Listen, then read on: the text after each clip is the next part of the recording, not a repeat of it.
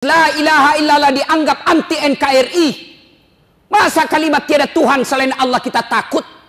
Dan siapa yang lakukan itu? Orang Islam sendiri. Anda yang lakukan, orang non-Islam, kita masih bisa tolerir. Kenapa? Tidak mengerti.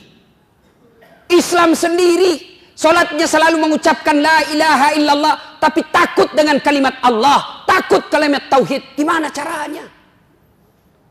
Ini sebutan lewat-lewat. Mana ada kasihan itu ulama pegang senjata? Mana ada itu ulama mengajarkan rongrong NKRI? Yang justru kita teror adalah yang mengajarkan amar ma'ruf nahi mungkar. Tapi para koruptor, coba kita lihat kelakuan negara terhadap koruptor.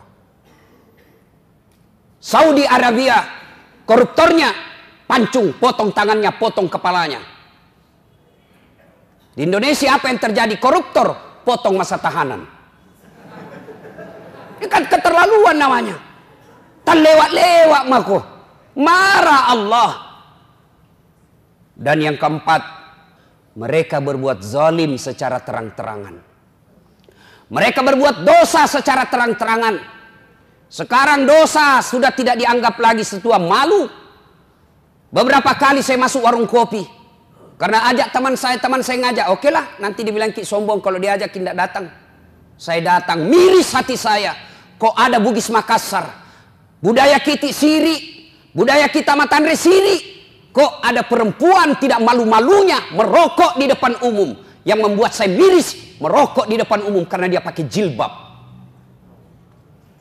Dan itu kita anggap biasa. Ini kan sudah terlewat-lewat. Kita orang Bugis Makassar, makundraye ipakalebi, makundraye matandre onronna. Tapi kok bisa-bisanya pakai jilbab dengan rapi di depan laki-laki, orang banyak meliriknya, dia santai dan merasa tidak malu merokok di depan umum pakai jilbab. Mereka berbuat zalim secara terang-terangan.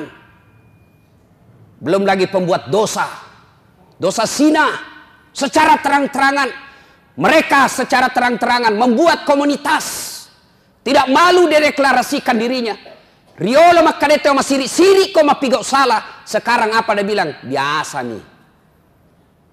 Dulu kalau ada perempuan hamil diusir dari kampungnya. Masuk kok upaka siri kasih di kampung. Bapak rela dia buang anak gadisnya. Untuk apa? Karena dianggap membuat aib buat keluarga. Sekarang apa? Nyata-nyata hamil 7 bulan pesta besar-besaran. Kejadian-kejadian seperti ini, itu yang membuat azab Allah cepat datang. Lalu orang bilang begini, kalau negara barat bagaimana Ustaz? Taleo-leo itu. Jepang lah misalnya. Oh jangan salah Pak. Jepang itu, saya sudah berapa kali ke sana, akhlaknya tinggi Pak. Tidak ada tukang tipu. Pejabatnya baru dituduh korupsi, mundur dan bunuh diri. Kita sudah tertuduh, bahkan terponis, bahkan terpidana, sudah terbukti, sudah dipenjara, tidak malu jadi caleg.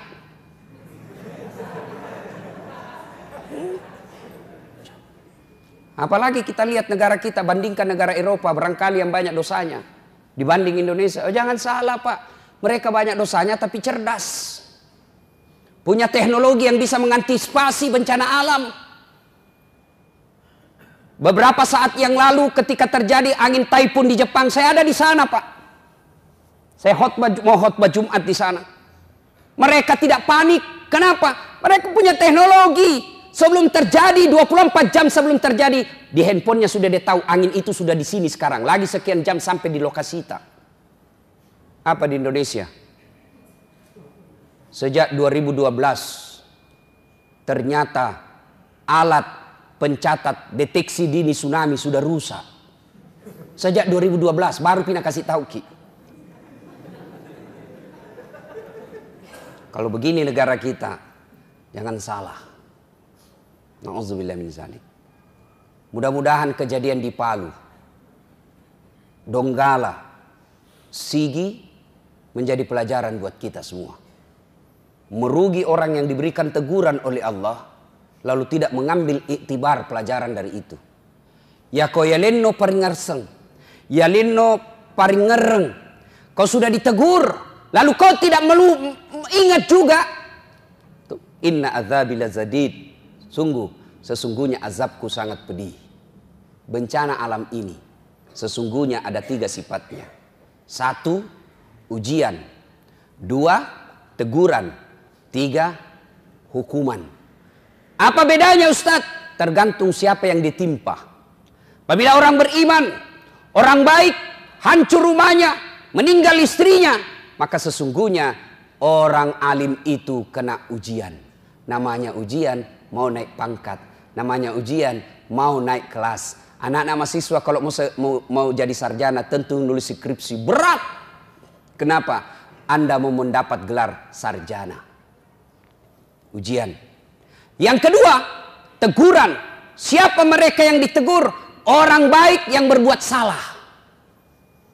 Orang baik yang berbuat salah. Dia yang sholat, dia juga yang korupsi. Dia yang rajin sedekah, dia juga yang makan barang haram. Dia yang juga amar ma'ruf, dia juga yang melakukan kemungkaran. Ditegur, mari ngereko, kembali kau ke jalan yang lurus. Yang ketiga, hukuman. Siapa mereka? Orang kafir, pembuat dosa, durjana, maksiat, tidak pernah berbuat baik. Kena hukuman. Sesungguhnya dia bukan dicoba, tapi dia dihukum panjar dunia. Kita periksa diri tak. Kalau rumah tak terbakar, kena gempa. Apa dia ujian? Apa dia teguran? Apa dia hukuman? Tergantung siapa. Kalau tidak pernah sholat, pak botor, tukang tipu, koruptor, hancur rumahnya. Jangan kau bilang diuji kok bos. Sidang Jumat yang saya muliakan. Tidak ada hal yang sia-sia di sisi Allah. Gempa, bencana, saudara kita yang ditimpa di Sulawesi Tengah. Sesungguhnya faedahnya. 1, ladang sabar bagi mereka yang kena musibah. Bagi mereka yang kena musibah, ini ladang amal. Berat, sakit hati, menderita. Karena memang hadiahnya sungguh luar biasa. Apa? Innallaha ma'as-sabirin. Allah bersama orang-orang yang sabar. Sabar, Allah bersama kita. Kena musibah, hancur rumah, keluarga berantakan. Tapi sabar. Dia hanya mengucapkan, innalillahi wa inna ilaihi rajiun. Segalanya datang dari Allah, segalanya akan kembali kepada Allah. Saya sabar, maka hadiahmu apa? Bersama dengan Allah. Bapak saja bersama gubernur kita sudah selfie-selfie. Kirim semua teman, saya lama gubernur. Ini bersama dengan Allah. Yang kedua hikmah dari ini kita mengambil sisi positifnya. Introspeksi diri buat bangsa Indonesia. Mari ngerak kok bos, aja entar liwat-liwat. Dan yang ketiga, bagi kita yang tidak kena seperti orang di Makassar ini, apa faedahnya? Faedahnya adalah uji kesetiakawanan sosial. Mana itu yang teriak-teriak selama ini? Saya NKRI, saya Pancasila. Buktikan itu. Dengan cara apa? Mari gotong royong membantu mereka. Ladang amal buat kita untuk toleran, untuk saling tolong menolong, membantu mereka meringankan bebannya. Setidaknya bantu mereka dengan doa, setidaknya bantu mereka dengan sangka baik. Mudah-mudahan.